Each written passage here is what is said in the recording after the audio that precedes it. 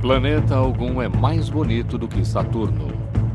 Saturno é o planeta mais fotogênico em todo o sistema solar. Algumas das fotos são de cair o queixo. Mas as imagens contam apenas parte da história. A beleza é apenas superficial, pois na verdade há toda uma agitação em seu interior. Sobrevoe o planeta com suas tempestades, que chegam de 6 lados, e você terá muita ação. Não consigo deixar de imaginar como seria ter uma partícula do anel em minhas mãos. Ainda mais mistério rodeia as impressionantes fontes de Encelados, onde os segredos da vida podem vir a surgir dos geysers salgados das luas. Esta é a luazinha que tem tudo. As amostras estão sendo lançadas no espaço e é uma grande placa ali, amostras grátis. Pegue uma. Passe então pela grande lua alaranjada de Titã e solte-se sob seu véu esfumaçado. Seria uma das 7 maravilhas do sistema solar. Navegue pelos céus de Titã para um tour mágico e misterioso. O balão nos permite possibilidades extraordinárias de exploração de Titã. Passe sobre lagos de propano, dunas de areia inflamáveis e córregos de metano. Você poderia, na verdade, estar ao lado de um riacho de metano líquido. Às vezes me pergunto como seria isso. Mas aqui nada é o que parece ser. Se você colocasse a mão em um fluxo de lava em Titã, você não a queimaria, mas congelaria. Tudo isso e mais, a apenas 1,5 bilhão de quilômetros de casa. Pronto para decolar?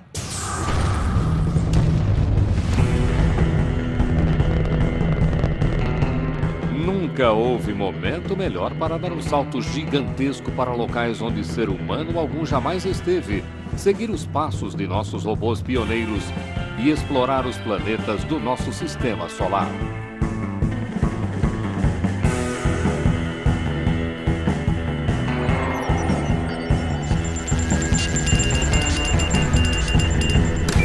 Guia de Viagens Interplanetárias.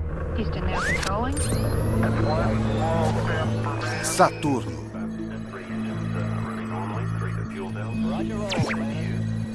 Imagine embarcar em um voo para Saturno.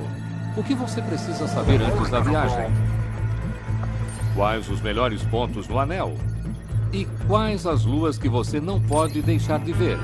Pense nisso como seu guia pessoal para o esplendor do sistema de Saturno.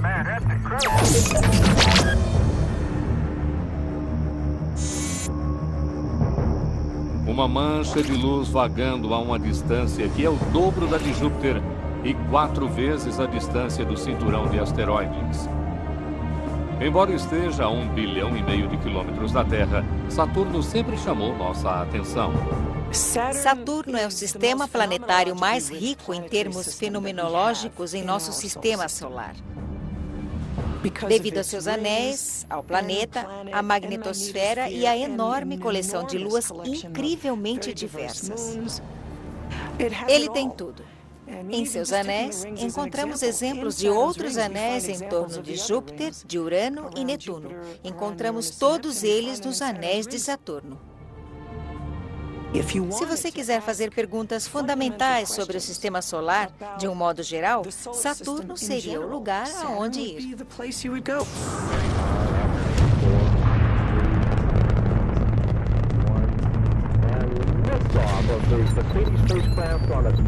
Lançamento da Cassini-Huygens. Em 1997, quando a sonda Cassini-Huygens partiu para um encontro com Saturno, ela estava carregada de itens essenciais para uma longa aventura no espaço profundo. Um gerador de energia, combustível extra, uma boa antena e uma sonda lunar. Imagino que quando ela tocar a superfície, vamos olhar para as imagens. A chefe da equipe de imagem, Caroline Porco, certificou-se de que a sonda levasse também uma câmera de primeira. Afinal, o destino era o mais glamouroso do sistema solar.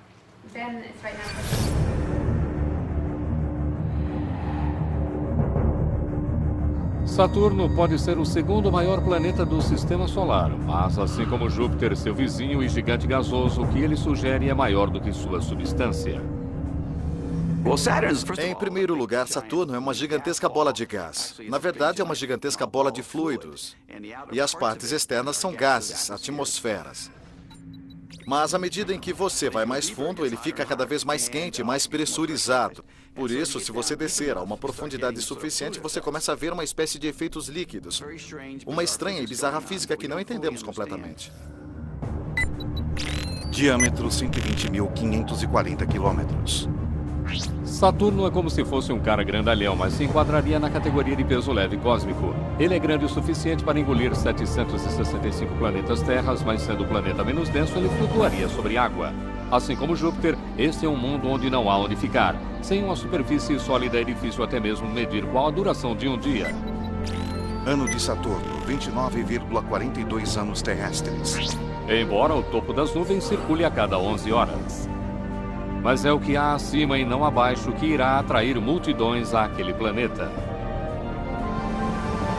Se você fosse fazer uma reserva para uma viagem de Saturno, o ponto alto seria ver os anéis dele a partir de X, onde quer que fosse o ponto X.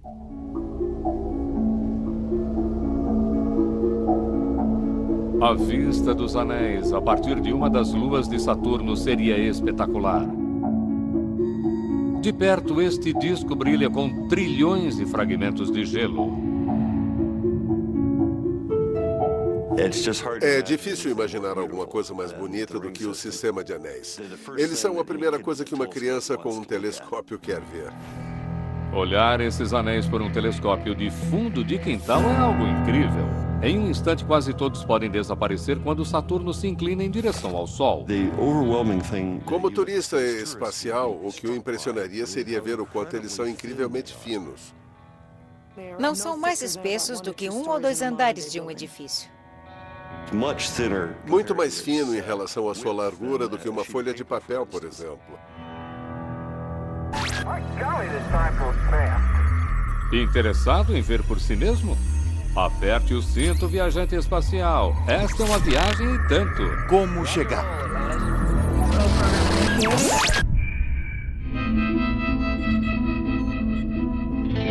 Depois de 7 anos e 1,5 bilhão de quilômetros no espaço, a sonda Cassini-Huygens enfrentou seu maior desafio em 30 de junho de 2004. Entrar em órbita. Mas primeiro ela teve de manobrar por um curso de obstáculos formado pelos anéis. Laboratório de propulsão a jato Pasadena. As esperanças e os sonhos de milhares de cientistas e engenheiros dependem dos próximos momentos. Já estivemos em Saturno 2 vezes com as Voyager 1 e 2, mas em vez de rápidas fotos, queríamos dar uma boa olhada no sistema daquele planeta. E a única maneira de fazer isso era diminuir a velocidade e permitir que a gravidade de Saturno nos levasse para a órbita. A velocidade da nave Cassini-Huygens é de 80.500 km por hora, aumentando à medida que a gravidade de Saturno nos atrai. A Cassini continua procurando um espaço entre os anéis exteriores F e G, e se tudo der certo, sem detritos orbitais.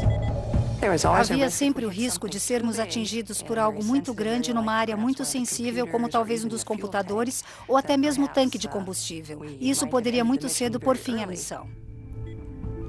Viramos a principal antena de alto ganho para que a nave visse o anel de partículas em sua direção, para que agisse como um escudo. Você está ouvindo a gravação real de partículas minúsculas atingindo a nave espacial enquanto ela atravessa os anéis. Vamos em frente, mudando Canberra para V2. Até aqui, tudo bem. Mas à medida em que o sinal de rádio da Cassini silencia por trás de Saturno, tudo depende de a espaçonave usar seu motor perfeitamente e diminuir a velocidade. No controle da missão, todos estão ansiosos. Prossiga, Sol.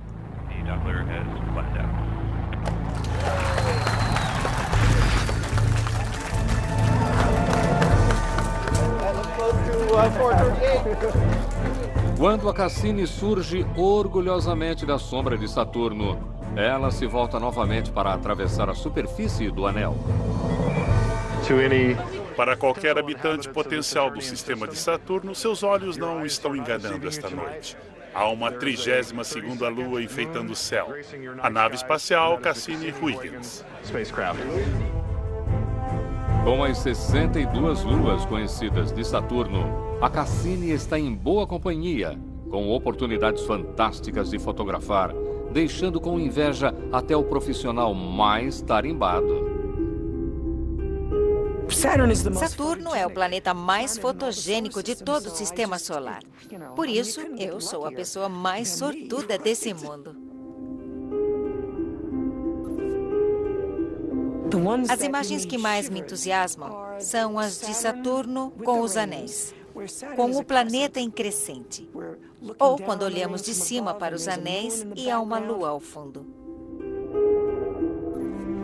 É uma composição artística. Estou aqui liderando uma equipe de cientistas e o nosso dever, nossa tarefa é obter imagens desse alvo fantástico. Eu tenho a sensação de estar de pé sobre a ponte da nave, olhando pela janela. Uma sensação muito forte de estar lá, explorando o planeta pessoalmente. Este é o tamanho da emoção para mim. A vista da ponte da Cassini supera qualquer coisa já vista. Chegamos perto o suficiente. Parecia que todos os anéis se dissolviam em todos esses anéis individuais, como sulcos num disco fonográfico. Isso se as pessoas ainda se lembram de discos fonográficos. Foi simplesmente emocionante tentar descobrir o que estaria provocando toda aquela estrutura. O que pareciam ser anéis sem muitos traços distintivos, vistos pelo telescópio, agora apresentavam milhares de características. Fiquei surpresa com a clareza das imagens. Eu pensei, minha nossa, e pensei sobre isso durante anos. Eu planejei essas imagens durante uma década ou coisa assim, e seria de se esperar que eu tivesse antecipado que teríamos esse tipo de resolução, que veríamos algo assim, mas simplesmente me surpreendi. Pela primeira vez, detalhes vívidos dos anéis de Saturno são revelados, nos exortando, maravilhados, a uma investigação mais detalhada.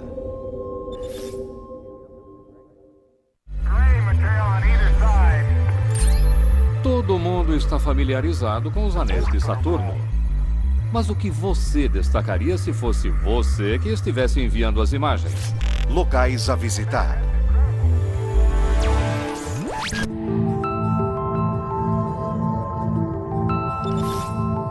Cada itinerário tem uma atração principal. Em Saturno, você não pode deixar de ver os anéis.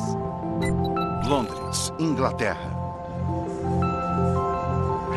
Como líder da equipe de imagem da Cassini, Caroline Porco tinha um assento na primeira fila. Os anéis consistem de inúmeras partículas, e elas vão desde o tamanho de rochas grandes, do tamanho de pequenos edifícios de apartamentos, até as menores partículas de poeira. Toda uma gama de tamanhos entre elas. E estão todos em órbita, a uma velocidade alucinante ao redor de Saturno, 30 a 60 mil quilômetros por hora. Mas isso é como o nosso tráfego em uma rodovia. Podemos estar a mais de 100 quilômetros por hora, mas em relação uns aos outros, seguimos muito lentamente. Se você conseguisse colocar uma nave espacial ali, conseguiria se movimentar na mesma velocidade. Aí a velocidade não seria tão perigosa. Você pode pensar nisso como a hora do rush numa sexta-feira à noite. Você está na rodovia e o anel B tem muito tráfego, muitas partículas. Ao passo que se você for para o anel A, ele está um pouco melhor. E o anel C é mais como se estar fora da cidade. E você não vai ver partículas com muita frequência. Possivelmente restos de uma lua que se deteriorou. As partículas do anel foram achatadas pela força gravitacional, formando um disco superfino de quase 300 mil quilômetros de extensão. De ponta a ponta, essa é praticamente a distância da Terra à Lua. Eu me imagino na órbita de Saturno, pairando sobre os anéis. É difícil não imaginar isso. Sim, ir até lá e tirar suas próprias fotos, criar seus próprios postais. Sabe, oi mãe, aqui estou eu nos anéis de Saturno. É genial. Não consigo deixar de imaginar como seria ter uma partícula do anel em minhas mãos e ver como são. Será que seriam como uma bola de neve fofa se eu começasse a puxar? E como é o seu interior? Pensar em cada um dos anéis A, B, C, D como praias diferentes, e então você ia querer coletar amostras de cada um daqueles anéis. E os grãos de gelo nestas praias de Saturno são levados embora pela passagem do tráfego. Quando uma lua passa por ele, cria um rastro, assim como um barco a motor cria um rastro atrás dele. E gosto de imaginar o anel de partículas fazendo uma dança cósmica complexa ao redor do planeta. E é quase possível imaginar pequenos bailarinos com suas próprias órbitas e caminhos, às vezes colidindo e se encontrando, e às vezes não. Segredos mais profundos desse balé cósmico são revelados graças a um truque sazonal da luz. Uma vez a cada 15 anos terrestres, enquanto Saturno faz sua lenta viagem ao redor do Sol, o verão muda de hemisfério. Em 2009, a Cassini estava em uma posição perfeita para vermos o equinócio de Saturno. O Sol, no equinócio exato, estará brilhando na borda dos anéis. Mas um pouco antes e um pouco depois, o Sol vai estar baixo em relação aos anéis, assim como o Sol está baixo agora sobre Londres. Quaisquer protuberâncias verticais, para cima ou para baixo, abaixo dos anéis, projetariam sombras muito longas. E, na verdade, descobrimos que os anéis não são completamente planos. Há lugares em que suas partículas formam essas estruturas que se elevam a 2 ou 3 ou 5 quilômetros acima do plano deles. Pela primeira vez em 400 anos, sabemos que os anéis são tridimensionais. Caso você ainda não tenha ouvido, a maior história do sistema de Saturno vem da minúscula lua Enceladus, que vem se configurando como talvez o lugar com maior probabilidade no espaço para se buscar vida. Conhecendo os habitantes locais.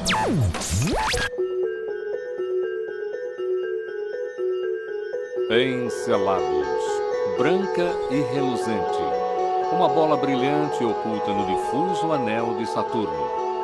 Esta era uma lua de pouca importância até que a Cassini começou a investigá-la. Mas havia algo de errado aqui. Ela foi encontrada pela equipe do magnetômetro. Eles viram que alguma coisa no campo magnético de Saturno não estava correta, uma espécie de desvio para o lado. Foi como desvendar um enigma. E a equipe do magnetômetro disse: vamos chegar mais perto. E quando nos aproximamos, vimos uma estrela passar e percebemos a mudança no brilho. Alguma coisa estava acontecendo. Podíamos ver mesmo à distância que parecia ver esse material vindo do Polo Sul.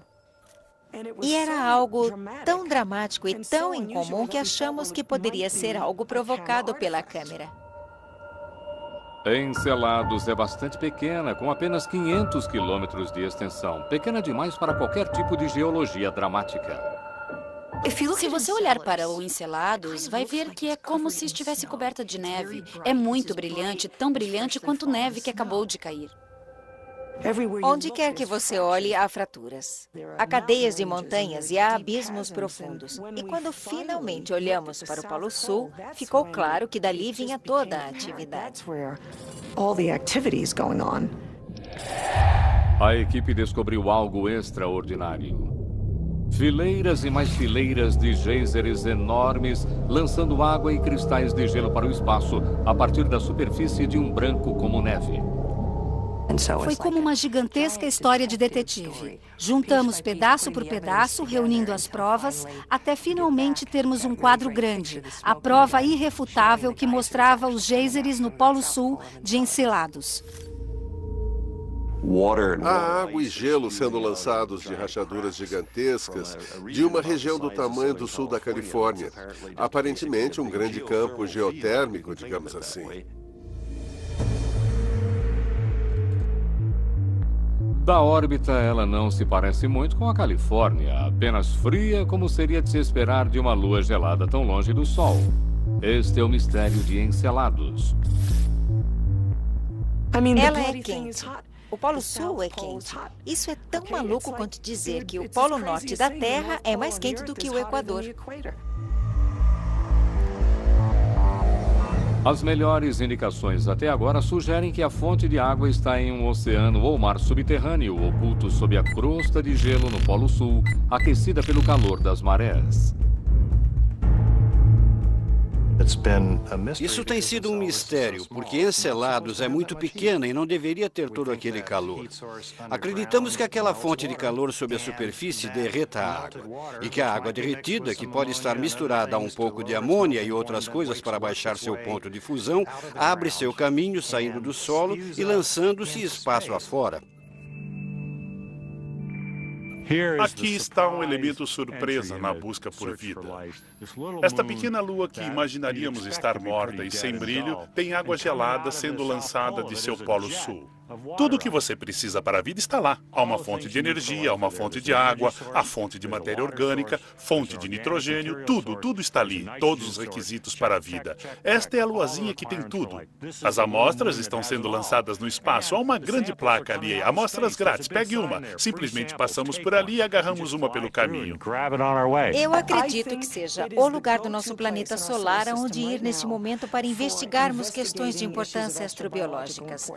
Ela ganha de Marte, de Europa e de Titã até mesmo por uma questão de acessibilidade.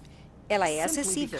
Se esses jatos são decorrentes de água em estado líquido, então estão lá para serem coletados e examinados. A equipe da Cassini tem levado a espaçonave a uma altura tão baixa quanto 25 quilômetros a caminho das plumas. Uma precisão de voo inacreditável para um robô controlado remotamente e nunca projetado para tal façanha, a 1,5 bilhão de quilômetros da Terra. Com a Cassini descobrimos que há metano na pluma, nitrogênio, amônia, moléculas orgânicas. É uma verdadeira sopa. Estamos vendo uma sopa de compostos orgânicos sendo lançados para o espaço onde está congelando. Você quase pode colocar tudo isso em um recipiente e vender aqui na Terra como sopa de nutrientes orgânicos. Na Terra, geysers e fontes termais contêm bactérias que remontam ao início da vida. Eles também podem ser extraordinários. Mas nada na Terra se iguala ao geyser gelado de Saturno. Seria uma beleza estar lá no Polo Sul de Enceladus, olhando para Saturno, vendo uma dessas erupções. Seria lindo. Não seria algo perigoso. Você veria essas fontes realmente enormes de partículas de gelo. Você nunca as veria parar porque algumas delas realmente se estendem por dezenas de milhares de quilômetros no espaço acima do Polo Sul e, de fato, na órbita de Saturno. É assim que o anel E de Saturno é formado. Cassini solucionou o mistério de como pelo menos um dos anéis de Saturno se formou. E isso pode ajudar a solucionar o maior mistério da vida além da Terra. Não consigo pensar em nada mais emocionante do que fazer esse tipo de descoberta, de que a vida ocorreu não apenas uma, mas 2 vezes em nosso sistema solar. E saber que poderia estar em Enceladus, que é um corpo que temos explorado, e termos participado desta descoberta. Não poderia haver nada melhor do que isso. Enceladus pode ser o lugar mais atraente para se visitar, mas não se esqueça de um concorrente de peso para o título da lua mais legal de todas. Titã. Locais para visitar. Titã.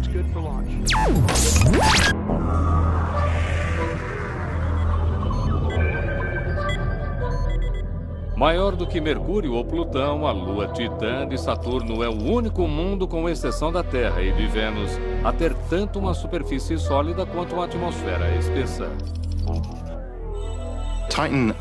Se Titã não estivesse em órbita em torno de outro planeta, não hesitaríamos em chamá-la de planeta. Sabíamos que ir a Titã seria emocionante. Era algo misterioso e oculto em uma atmosfera nebulosa.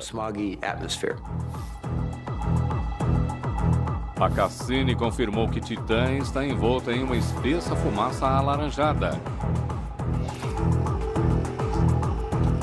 Experimentos de laboratório mostraram que isso poderia ser o resultado de 4,5 bilhões de anos-luz solar reagindo com a espessa atmosfera de nitrogênio e metano. A câmera da Cassini só conseguiu ver parcialmente através da neblina. As manchas de luz e escuridão pareciam continentes e oceanos. As imagens que tínhamos de Titã antes de chegarmos lá nos diziam que ela seria escura, misteriosa e fria. Escura como o crepúsculo na Terra, mesmo ao meio-dia. E você poderia estar em uma extensão do tamanho do Mediterrâneo cheio de solvente de tinta. Durante mais de 7 anos, a sonda Huygens da Agência Espacial Europeia andou na garupa da nave espacial americana Cassini. Laboratório de Propulsão a Jato Pasadena, 24 de dezembro de 2004. No dia de Natal de 2004, ela seguiu sua própria trilha. O planeta Terra nunca tinha tentado pousar em um mundo tão distante. Com a sonda Huygens em aproximação final para Titã, as operações passam para o controle da missão europeia. A sonda se precipitou na atmosfera de Titã a 6 km por segundo. Quando ela desacelerou, a atmosfera teria sido de um violeta brilhante ao redor da sonda. Com paraquedas, a sonda desceu os primeiros 130 quilômetros, não vendo nada senão nevoeiro e neblina. Ao chegarmos mais perto da superfície, cerca de 30 quilômetros, começamos a distinguir seu aspecto através da neblina. Progressivamente surgiu uma paisagem de colinas brilhantes, cortadas por pequenos canais escuros, mostrando que em algum momento no passado houve chuva. 14 de janeiro de 2005. O sinal estava levando mais de 1 hora para chegar à Terra. Não havia dúvida, Huygens estava enviando imagens dos confins. Havia apenas 20 pessoas na área do escritório onde as imagens chegavam. Estava escuro na Alemanha. Era inverno. E realmente parecia que estávamos lá, olhando para esse mundo extraterreno logo na nossa porta. A sonda avançava, registrando estas imagens marcantes por todo o caminho. Todos nós vimos o nosso próprio quintal no Arizona ou na Riviera Francesa, de onde quer que você fosse. Era como se você visse algum aspecto de Titã que lhe parecesse familiar. E aquilo era tudo que nossas imagens da órbita não eram. Você podia ver um padrão de drenagem dendrítica que se parecia com o sistema fluvial, assim como um sistema fluvial pareceria na Terra. Aquilo foi inebriante, foi como Júlio Verne se tornando realidade.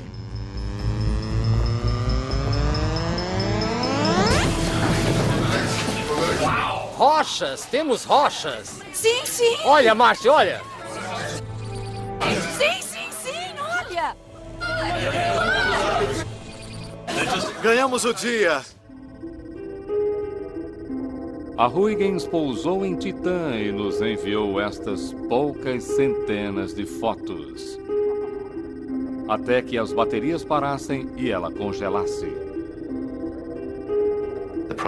A sonda pousou com um baque, basicamente em um leito, uma área repleta de pedras arredondadas, o que mostrava que essas pedrinhas ou partículas de gelo tinham rolado em um córrego em algum momento no passado. A coisa toda era de dar arrepios. Não no sentido de temperatura, mas simplesmente pelo que estávamos vendo. Era algo realmente muito alienígena.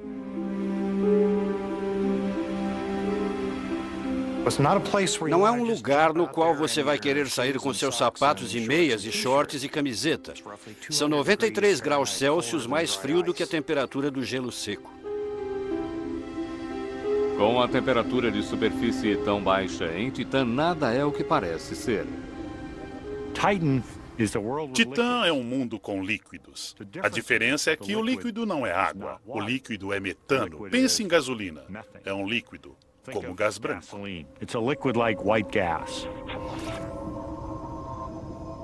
Você tem rios de metano fluindo sobre a superfície. Qualquer um que já tenha olhado para fora da janela de um avião voando sobre o deserto ou algo assim, vai dizer, acho que eu entendo como seria a superfície de lá. Pelo fato de ser muito frio, a água se comporta como rocha e o metano se comporta como água. É como se tudo tivesse mudado ao longo de uma escala de volatilidade. Como pode haver uma paisagem que se parece tanto com a da Terra em um mundo tão diferente?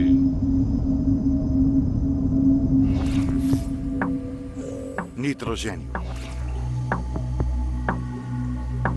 No laboratório de propulsão a jato da NASA, pesquisadores tentam determinar pingo por pingo de que forma pingos de chuva de metano podem esculpir uma paisagem construída a partir de água congelada tão dura quanto o granito. Portanto, é como chuva em Titã. E você pode ver que quando uma gota cai no gelo, ela penetra nele simplesmente, desaparecendo ali. É incrível a quantidade de metano que pode ser armazenado em gelo.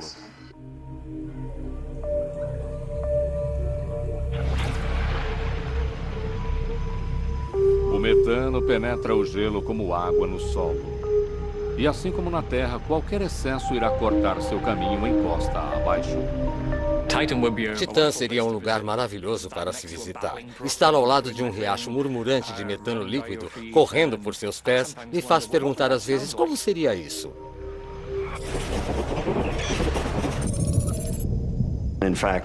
Na verdade, enquanto tirávamos fotos de radar de outras partes de Titã, encontramos coisas lindas, ainda mais incríveis. Nas áreas polares do norte, há lagos inteiros ou até mesmo mares. E a impressão que se tem é que você poderia pegar um barco e fazer esqui aquático ou algo assim, subindo e descendo por todos aqueles canais. Titã é o único outro lugar no sistema solar onde sabemos que existe líquido na superfície. Há enormes reservatórios de gás natural liquefeito e, a propósito, um pouco de etano, um hidrocarboneto um pouco mais complexo. E há propano também. E todo mundo sabe o que é o propano. Você usa em seu quintal para o churrasco. O radar da Cassini identificou lagos tão grandes quanto mares interiores, maiores até mesmo que o lago superior. Imagine estar no litoral do que para você parece ser um oceano de hidrocarbonetos líquidos. Isso deve ser muito especial.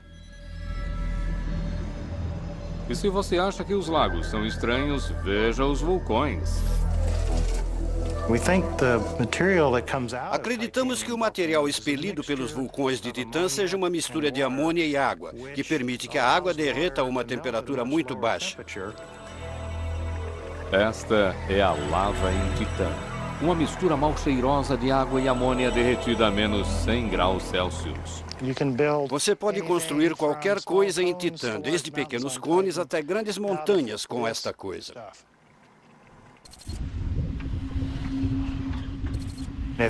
Se você estivesse visitando Titã e colocasse a mão em um fluxo de lava, você não a queimaria, mas congelaria. Em um contraste marcante com os criovulcões e as terras úmidas com lagos, nos polos margeando o equador de Titã, há vastos desertos cobertos de dunas. Acho que seria uma das 7 maravilhas do Sistema Solar. Você veria um mar interminável de dunas enormes, exatamente do mesmo tamanho e escala que as dunas que vemos na Terra. Em algumas áreas, você não verá nada, senão dunas e mais dunas por centenas e centenas de quilômetros. Deserto Simpson, Austrália Central. Para compreender o que o radar da Cassini nos mostra, Ralph Lawrence vai até o Outback australiano, não tão longe quanto Titã, mas ainda assim bastante distante. Uma das coisas interessantes aqui na Austrália é que há dunas lineares, o mesmo tipo de dunas que vemos em Titã. Você pode cavar uma duna e ver como os leitos de partículas de areia se acomodam, como se formam a partir de regimes de vento distintos.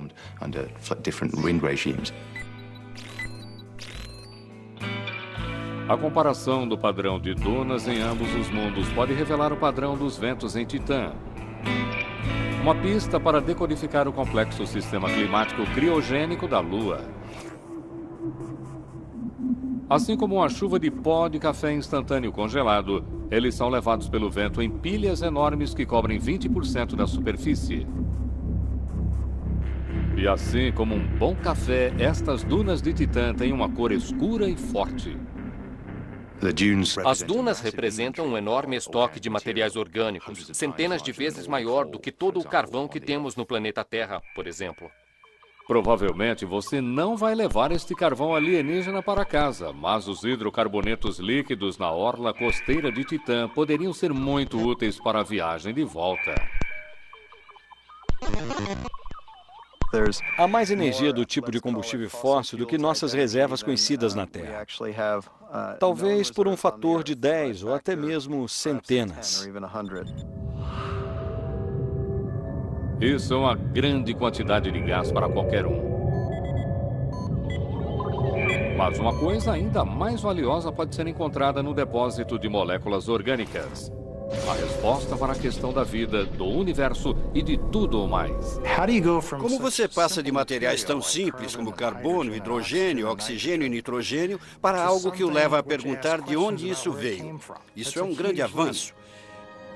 E em Titã há uma possibilidade muito boa de que alguns daqueles estágios intermediários, realmente difíceis de serem compreendidos, tenham de fato ocorrido. Eles não chegaram a ser completados, pelo menos acreditamos que não. Embora algumas pessoas acreditem que se fôssemos até os lagos de Titã, encontraríamos bactérias que descobriram como metabolizar o metano líquido.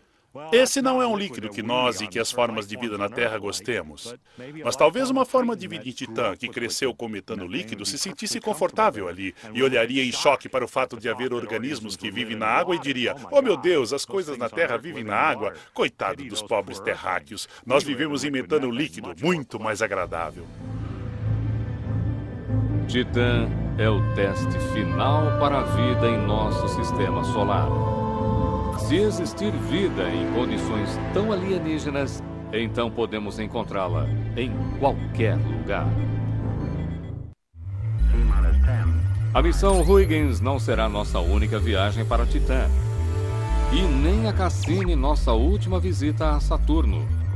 Estes são apenas os primeiros e ousados passos de uma jornada que está apenas começando. Próximos passos.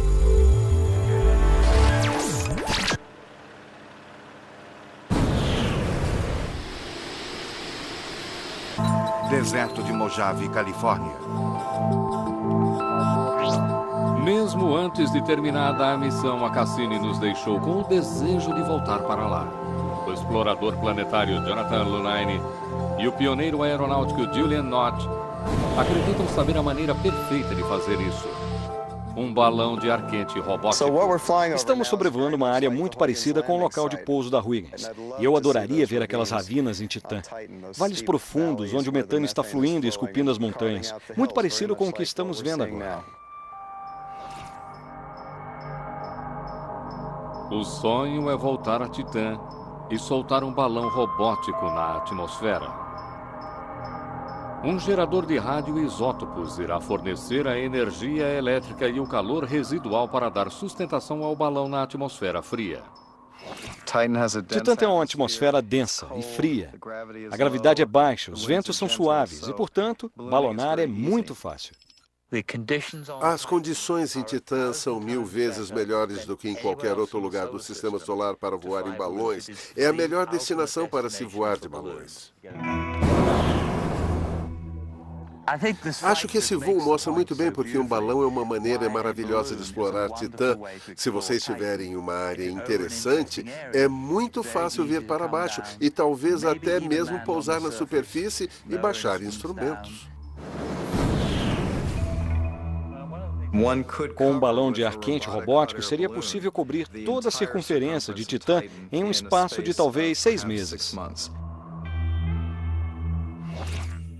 E não devemos pensar em Titã como um lugar apenas para robôs. Com uma atmosfera de proteção espessa e abundância de água congelada, Titã poderia ser uma destinação muito mais favorável para os terráqueos do que Marte.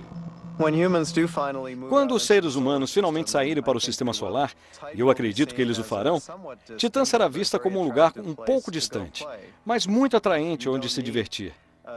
E lá você não precisa de um traje pressurizado, você não tem de se sentir como os astronautas, que o descrevem como tentar trabalhar como uma bola de praia entre os braços.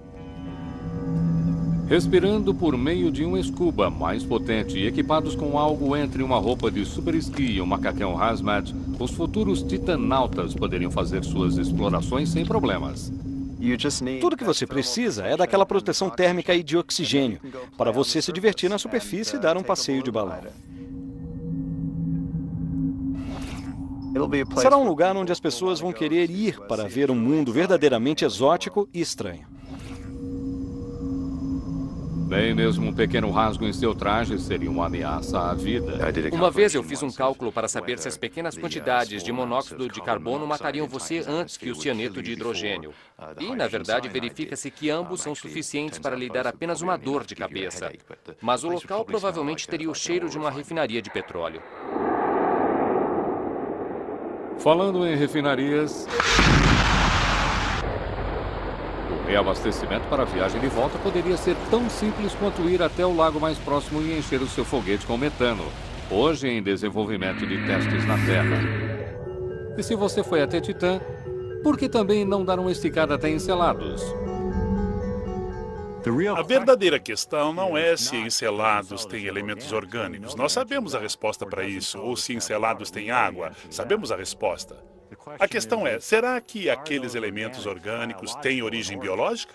Portanto, em Encelados estamos muitos passos à frente de onde estamos em termos de Marte ou Europa. Já sabemos que há elementos orgânicos, já sabemos onde estão, já sabemos como obtê-los. É hora de trazê-los de volta à Terra, examiná-los e fazer outro tipo de questionamento. Será que são biológicos?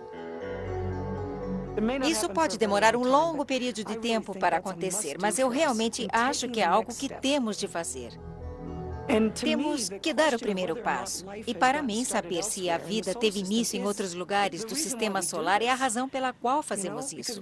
Porque queremos finalmente, e em última análise, compreender por que a Terra se tornou com tanto sucesso um abrigo de vida.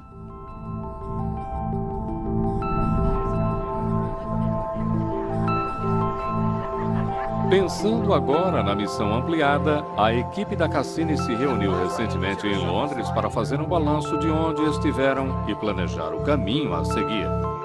Foi a 58ª vez que eles se reuniram e escolheram apropriadamente o Observatório Real de Greenwich para comemorar. Observatório Real de Greenwich. O meridiano de referência aqui é a longitude, a marca no chão a partir da qual todas as grandes viagens são avaliadas. Chegamos a algo tão além do alcance do ser humano que chega a ser inimaginável e trouxemos isso para cá, para o nosso planeta. Esta é a visão do nosso notável planeta natal, que os primeiros seres humanos aqui podem esperar ver. Um distante ponto azul perdido na beleza dos anéis de Saturno na contraluz. É uma imagem real. Outra imagem perfeita da Cassini insistindo para que mergulhemos nos céus.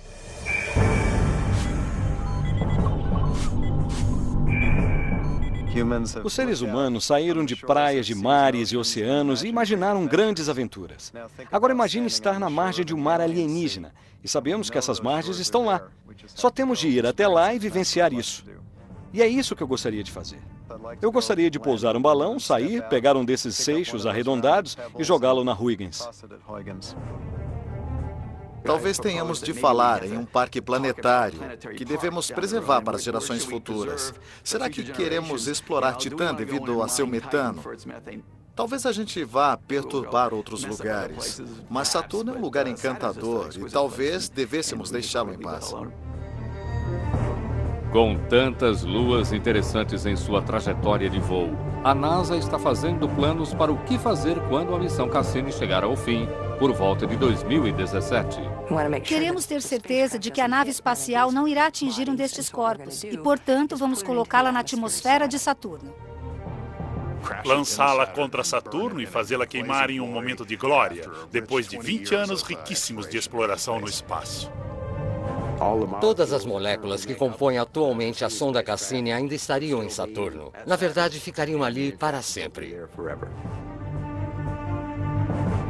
Um funeral inflamado e apropriado para um dos maiores viajantes interplanetários de todos os tempos.